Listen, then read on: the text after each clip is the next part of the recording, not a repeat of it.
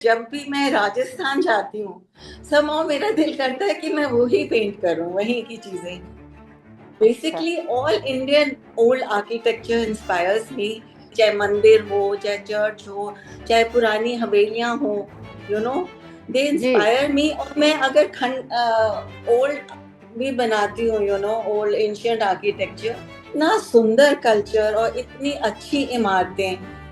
So I also try to show the passage of time कि ये सारा time पहले ये ऐसी थी इमारतें, ये इधर आ गया। बट जो औरत है वो कंटेम्प्रेरी है आजकल की। ग्रैंड मदर का वो जो वॉश पेंटिंग करती हूँ अपनी इंडियन की, तो मैं ऑयल पेंटिंग कर करके जैसे मेरा मन भर गया था। एंड तो मैंने कहा नहीं, मैंने ये पेंटिंग्स आगे लानी है। और ये पेंटिंग्स की क्या हिस्ट्री है इन इंडिया, ये मैं बताना चाहूंगी।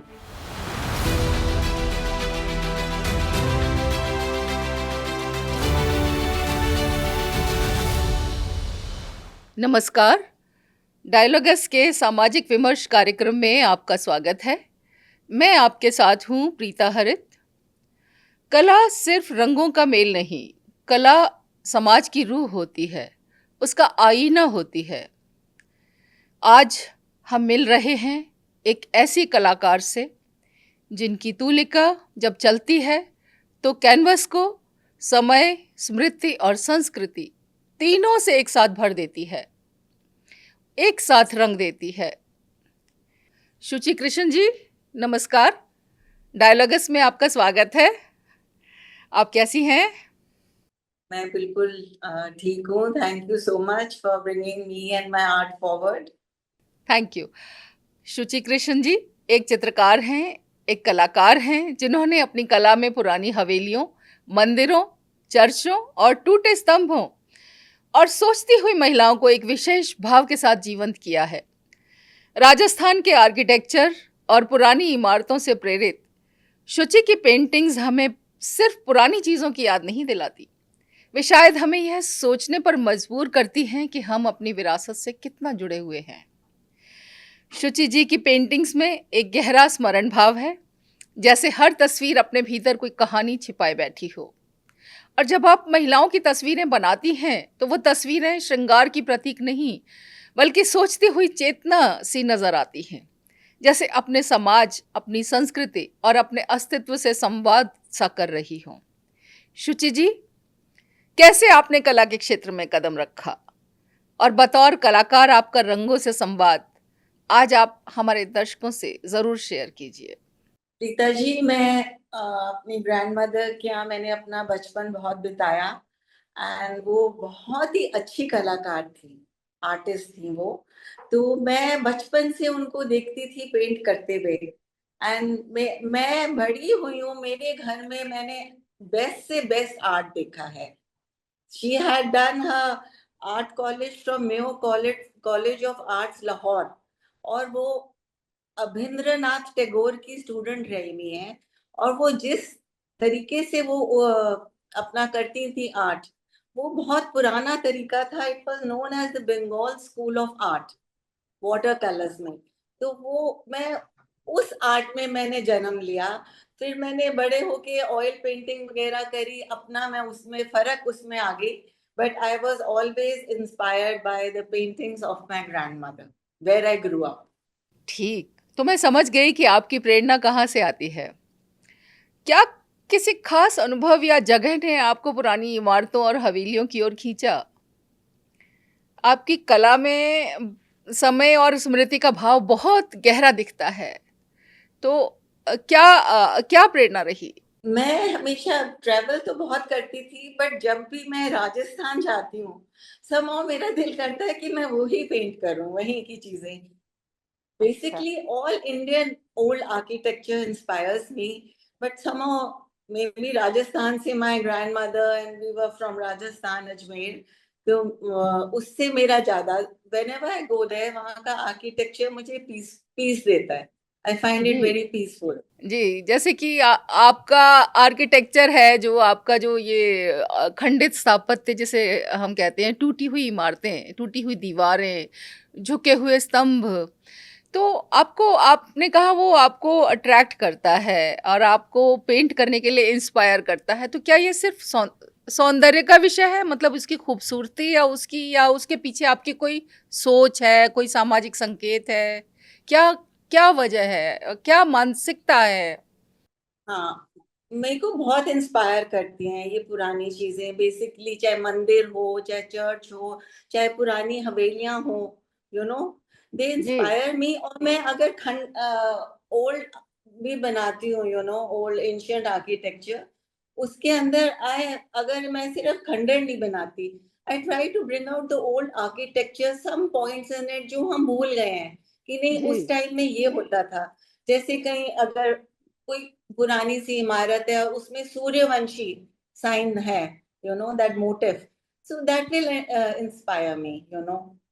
तो मैं बहुत इन चीजों से इंस्पायर होती हूँ। अब जैसे ये मेरी एक पेंटिंग है पीछे, दिस इज जी। Called beads and blues of the lime wash. सो ये मैं पुष्कर में घूम रही थी और एक लेडी अपने बच्चे के साथ ये मालाएं बिक रही थी, एंड पीछे वही आर्किटेक्चर था उसका पुराना, so I had to copy it. फिर बहुत सुंदर, बहुत ये सुंदर। भी जैसे बैठे हैं जेंटलमैन, इसमें वो पुराना मैंने बनाया डोर, यू नो। और पीछे जो स्टेप्स के पीछे मैंने वो अपने जो फ्रेस्कोज होते हैं पुराने पेंट करते थे वो दे दी। आपकी पेंटिंग्स में हमने महिलाओं को भी देखा है, जैसे कुछ सोचती हुई सी, कुछ आत्मनिरीक्षण करती हुई सी महिलाएं हैं आपकी पेंटिंग्स में। उसके पीछे क्या मानसिकता है कि ऐसे जैसे बैठी हैं? में मतलब मैं भी सोचती रहती हूँ कुछ ना कुछ तो। somehow I like to give a quiet, you know, a satisfied woman, and the ji. environments are basically the house, you know, अपने घर में ही है, and अपना कर रही हैं उसके अंदर काम देख रही हैं कुछ, it's like that। जी, महिलाएं सोचती हुई, बदलते हुए समाज का और समय का एक एक परिवर्तन का एक संकेत है। सोचती हुई महिलाएं, काम करती हुई महिलाएं। तो आप उन महिलाओं को सोचता हुआ कला के माध्यम से दिखाती हैं, तो एक परिवर्तन को रिकॉर्ड करने का आप एक माध्यम बनती हैं, जैसा मैं समझ पाई हूँ। आपके लिए कला का सामाजिक सरोकार क्या है? जैसे ये अब जैसे आपने टूटी हुई इमारतें, खंडहरों के साथ-साथ आपने एक सोच, एक खूबसूरती, या आपने राजस्थान की किसी पुरानी हवेली के मोटिफ के साथ उसको पेंट किया। महिलाओं को श्रृंगार के साथ-साथ एक उनकी एक भावनात्मक एक इंटरप्रिटेशन भी आपने की।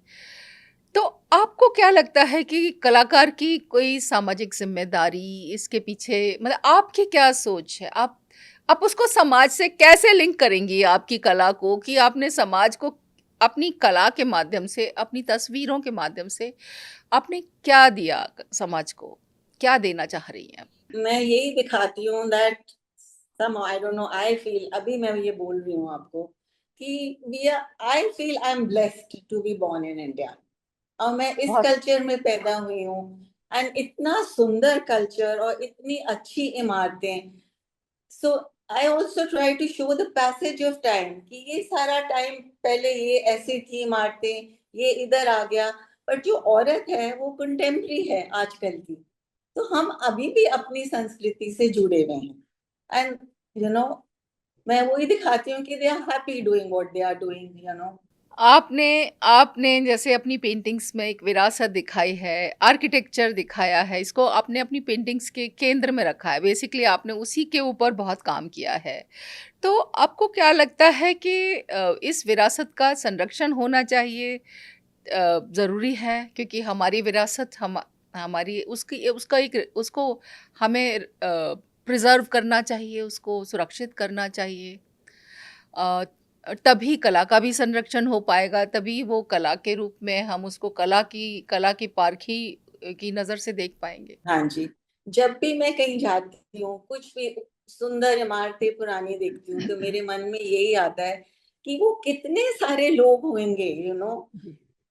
बुजुर्ग, जवान, बच्चे जो लगे रहे अपनी सारी लाइफ ये इमारतें बनाने में, you know. So now we have to preserve them, because somehow they have been an inspiration for me, और मेरी सारी लाइफ इसी आर्ट में गई है, और कहीं ना कहीं मैं उनका कुछ जरूर दिखाती हूँ अपनी पेंटिंग में, in most of my paintings. Shuchi ji, आपने अब तक कितनी तस्वीरें बनाई होंगी, कितनी पेंटिंग्स आप कर चुकी हैं अब तक? पहले जब मैं शुरू करी थी तो एक एक पेंटिंग का नाम याद रहता था, अब इतनी बन गई हैं, 200 250 तो बन गई होंगी, 300 भी बन गई होंगी। तो अब मैं बहुत कभी सुंदर। देखती हूँ पेंटिंग तो मुझे सोचना पड़ता है इसका क्या नाम था। आप अपनी तस्वीरों को, अपनी पेंटिंग्स को नाम कैसे देती हैं? जगह के अनुसार या अपनी कुछ उसके साथ आपकी कोई याद, कोई स्मृति, कोई संदेश कैसे देती हैं? जो पेंटिंग का सब्जेक्ट है, somehow ji. that only helps me bring out the name। अब जैसे अच्छा। ये है, मैं आपको दिखाऊं एक पेंटिंग मेरे पास हाँ, पड़ी हाँ, है। दिखाइए ना। अब पहले ऑयल पेंटिंग करती थी, अब मैं जैसे मेरा स्टाइल, मैं वो पुराना स्टाइल मेरी ग्रैंडमदर का जो था, बंगाल जी, स्कूल ऑफ वॉश। तो अब जैसे ये पेंटिंग बनाई, तो इसमें ये है, एक मॉन्क है, मॉन्क। तो जी। इसका नाम आ गया मॉन्क एंड हिज बोट, ये आ गया इसका नाम। बहुत सुंदर। आपकी जो तस्वीरें हैं, आपकी जो पेंटिंग्स हैं और आप की विरासत, आपकी व्यक्तिगत, आपकी पारिवारिक विरासत, जैसा आपने बताया कि आप अपनी ग्रैंडमदर से प्रेरित हुईं, वो भी बहुत बड़ी कलाकार थीं, पेंटर थीं और आप Bengal Bengal school of art से वो भी जुड़ी थीं, आप भी जुड़ी हैं। तो मुझे लगता है कि आप हमारे युवा कलाकारों को, जो यंगस्टर्स हैं, उन्हें कोई संदेश देना चाहें हमारे चैनल डायलॉगस के माध्यम से, तो वो संदेश क्या होगा?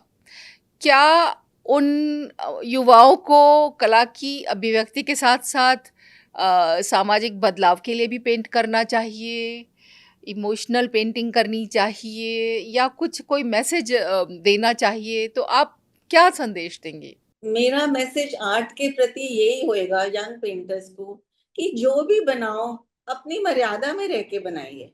ये नहीं जी, कि बिल्कुल मॉडर्न कंटेम्प्रेरी हो गए तो तुम समझते हो तो तुम कुछ भी पेंट कर दो। नहीं, I mean I feel like that, बहुत यू नो। सुंदर। अब हाँ, ये नहीं कि कुछ भी बना दो आर्ट के नाम पे। You have to be a responsible artist, you know, you have to बिल्कुल। प्रोटेक्ट अपने, अपनी संस्कृति को प्रोटेक्ट करो, सब कुछ। आई मीन मेरे को तो इन चीजों में पीस मिलता है। मैं कभी बिल्कुल कंटेम्प्रेरी वुमन नहीं बना सकती। She has to be wearing grand saris, और हमारा आर्किटेक्चर हो, चाहे वो बगीचे में घूम रही हो, but I will always paint a woman in a sari. बहुत अच्छे शुचि कृष्ण जी, आपके विचार बहुत ही उम्दा हैं। आपकी जो ये संघर्ष यात्रा है, जो आपकी जो पेंट एज़ अ पेंटर जो आपकी लाइफ रही है, इसमें कभी आपने कभी ऐसा महसूस किया हो कि जैसे नहीं हो पा रहा, क्रिएटिविटी नहीं आ पा रही या किसी ने रोक लगाई, तो उसके बारे में यदि हमारे दर्शकों से कुछ शेयर करना चाहें तो हमें अच्छा रहेगा। मेरा बहुत बड़ा लाइफ का संघर्ष रहा है कि मैं अपने पैरों पे खड़ी हो जाऊं, यू नो। जी, आई जी, वाज, हाँ, शुरू में मैं स्कूल में थी, दिल्ली में बहुत अच्छे स्कूल में थी। फिर जी। मेरी शादी बहुत जल्दी हो गई थी 18 में, और तब तक मैं दिल्ली कॉलेज ऑफ आर्ट्स में मेरे को एडमिशन मिल गई थी। अच्छा, तो but because then I baby हो गया तो मेरे को वो छोड़ना पड़ा अपना art college, you know, after year and half. हुँ, एंड फिर हम लोग चले गए Iraq on some project and all. So I was basically without a complete education, in spite of being a very good student in my school, in Delhi school and all. तो अच्छा। फिर मुझे फिर मुझे यही था कि नहीं, मैंने कुछ जरूर बनना है लाइफ के अंदर। तो आपने पढ़ाई पूरी की या नहीं की? बताती हूँ। फिर हम इराक से वापस आए तो मैंने अपनी पढ़ाई एकदम से खत्म करी in French. I did my अच्छा, फ्रेंच डिप्लोमा फ्रॉम अलियांस फ्रांसे। और ओह! साथ साथ में मैंने दिल्ली में I started working in art studios, ठीक है। जी। तो मैं वहां भी काम करती थी, घर में फ्रेंच करती थी। जो फ्रेंच से कमाती थी वो मैं पेंट और अपने कैनवस खरीदती थी। फिर एक टाइम ऐसा हुआ कि नहीं, मेरे को फ्रेंच छोड़नी पड़ी, कि बस मैंने अब एक चीज पकड़नी है लाइफ के अंदर। And there was no looking back then. ये संघर्ष तो आपने हमें बताया ही नहीं, हम तो वंचित रह जाते कि आपने कितने जो कमाती थी उससे आप कैनवस खरीदती थी और आपको एक कलर खरीदती थी। और आपको एक समय ऐसा आया कि आपको फ्रेंच छोड़नी पड़ी और उसके बाद आपको पूरा का पूरा जीवन आर्ट पे डिवोट करना आपने ठीक समझा? क्योंकि दो चीजों में नहीं इंसान कर सकता, एक छोड़ के फिर जो। और ये मेरा बचपन से था कि आर्टिस्ट बनूंगी, but to so nice. Complete my education I had to do finish something. और उस टाइम मैं हम लोग कैलकाटा में थे, बच्चे छोटे थे, स्कूल भी जाती थी, छोड़ने आती थी। So I finished my education in French, मैंने वो टाइम उसमें डाल दिया अपना, एंड वो भी अच्छी तरह से कंप्लीट करा, और फिर उसके बाद सिर्फ आर्ट है। अच्छा शुचि जी, आपकी जो पेंटिंग्स हैं, जैसे आप बता रही हैं कि 200, 250, 300 पेंटिंग्स आप लगभग बना चुकी हैं, तो इनको लेकर आपने कभी कोई मतलब कोई आर्ट गैलरी में कभी प्रेजेंटेशन किया हो या उसके बारे में? हाँ, मैंने अपना करियर बहुत सीरियसली लिया है प्रीता जी। जी। और मैंने शुरू करा काम एग्जीबिशन से, बहुत हुई। 2002 में I was my art, because I paint on tradition and our culture of India. I was my paintings were shown in Korea. There were these Busan Games, World Games. उसमें मेरी दो पेंटिंग्स, उन्होंने मुझे यहाँ चिट्ठी लिखी, तो मेरी दो पेंटिंग्स वहां गई। And the theme of the exhibition was nationality and tradition. So I was the only Indian painter there. और मैं बहुत नेशनल गैलरीज में करी है, विजुअल आर्ट गैलरी में करी है 2017 में। और 2018 19 में, 17 में मेरी सोलो एग्जीबिशन हुई है राष्ट्रपति भवन में, with 70 of my paintings exhibited there. आपकी बड़ी उपलब्धि है ये। और आप हमें अपनी उपलब्धि से वंचित कर रही थी बताने से। आपकी ये जो पेंटिंग्स है, जैसे सोलो एग्जीबिशन आपकी राष्ट्रपति भवन में हुई, तो वहाँ पे जो लोगों ने अप्रिसिएशन दिया आपको, जो आपकी आपकी प्रशंसा की, उससे आपको, मैं निश्चित ही आपको उससे एनकरेजमेंट महसूस होता होगा, आप उत्साहित होती होंगी, फिर एकदम से लग के बनाती होंगी। काम कर लिया था, बहुत जी। काम कर लिया था शुरू में। जब मैंने शुरू करी एग्जीबिशंस, तो मैं हम्म। सिंपल सिंपल जगह, जैसे एम्बेसीज में होता था, वो लोग एक हॉल देते थे, वहां लगा दी। उससे मैं प्रेरित हुई कि अरे इतनी अच्छी हुई है, अब तो मैं और बड़ी कर सकती हूँ। फिर धीरे बहुत धीरे सुंदर। वो वन मैन पर्सन शोज होने लगे। एंड मैं फिर एक बात और बताना चाहूंगी, जो मैं 2011 से मैं अपनी ग्रैंड मदर का वो जो वॉश पेंटिंग करती हूँ अपनी इंडियन की, तो मैं ऑयल पेंटिंग कर करके जैसे मेरा मन भर गया था। एंड तो मैंने कहा नहीं, मैंने ये पेंटिंग्स आगे लानी है। और ये पेंटिंग्स की क्या हिस्ट्री है इन इंडिया, ये मैं बताना चाहूंगी। जी। तो when India was going going through the revolution, हमारे यहाँ ब्रिटिशर्स थे, ठीक है, तो वो लोग लाए हुए थे जैसे ऑयल पेंटिंग्स, तो राजा रवि वर्मा वगैरह बड़े आर्टिस्ट वही करने लगे ऑयल पेंटिंग्स। पर जो हमारे इंडियन आर्टिस्ट थे, जैसे अबिंद्रनाथ टैगोर और and some other artist also, but mainly him, so they said हमने ये ब्रिटिश टाइप का हमने नहीं करना, हमने कुछ अपना स्टाइल ढूंढना है। So these artists, they travel to Japan, and वहां का जो आर्ट था, you see these paintings have a very wash effect, हल्का सा इफेक्ट है इसके अंदर, ये देखो, मैं दिखाइए। दिखाऊंगी। हम्म। ये मैंने एक लद्दाखी लड़की की बनाई है, देखो, इसका नाम रखा है सिंपल। सो तो ये लोग दे ट्रैवल टू जापान, और उन्होंने वहां पे ये कला सीखी ऑन वाटर कलर्स। पहले भी हम लोग वाटर कलर्स ही लेते थे, बट बिट डिफरेंट। और ये फिर कला इंडिया लाए, और उन्होंने हमारे इंडियन सब्जेक्ट्स में इसको डाला। Subjects were Indian, the technique came from Japan. So this is it. तो फिर बहुत मेरे सुंदर। मन में हुआ कि नहीं, मैं इसी को आगे करूँ अब, मतलब। और आफ्टर सम टाइम, इतना ऑयल करके हेल्थ पे भी इफेक्ट होता है, वही हम ब्रीथ करते हैं। तो फिर जी। अब मैंने 2011 से मैंने बिना ब्रेक लिए मैंने जो पेंटिंग्स बनाई इसी पे काम करती रही। So it was like maybe a blessing from God that I got a letter from the fine art society of France. And जो मैंने काम करा था 5 साल, दिन रात एक करके, they were exhibited in France, and I was the only Indian painter to be invited. The exhibition was named India. आपकी जो पेंटिंग्स हैं वो सही मायने में इंडिया भारत की विरासत को दिखाती हैं और आपकी सोच बड़ी उम्दा है, अच्छी है, उत्तम है और आपने अपने हमारे जो यंगस्टर्स हैं उनके लिए जो संदेश दिया है वो भी बहुत महत्वपूर्ण है। तो शुचि कृष्ण जी, आज आप डायलॉगस पर आए उसके लिए हम आपके बहुत आभारी हैं। आपने समय निकाला हमारे दर्शकों के लिए एक अपनी कला के माध्यम से एक मैसेज दिया। आपका बहुत-बहुत धन्यवाद। धन्यवाद प्रीता जी। Take care. जय भारत। जय भारत। Thank you. आज शुचि कृष्ण जी से बातचीत के बाद यह और भी स्पष्ट हुआ कि कला सिर्फ देखने की चीज नहीं है, महसूस करने की एक प्रक्रिया है।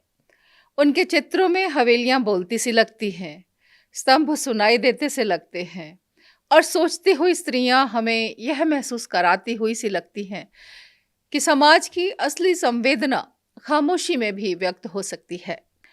डायलॉगस का उद्देश्य हमेशा यही रहा है कि हम समाज की सतह में गहरे बैठकर उसकी आत्मा तक पहुंचे, जहां कला, संस्कृति और संवेदना तीनों एक हो जाते हैं। आपके कमेंट्स और प्रतिक्रियाओं का हमें इंतजार रहेगा। आप सभी दर्शकों से अनुरोध है कि हमारे चैनल डायलॉगस को सब्सक्राइब करें, इस वीडियो को शेयर करें और ऐसे ही सच्ची प्रेरणादायक आवाज़ों से जुड़े रहें। धन्यवाद।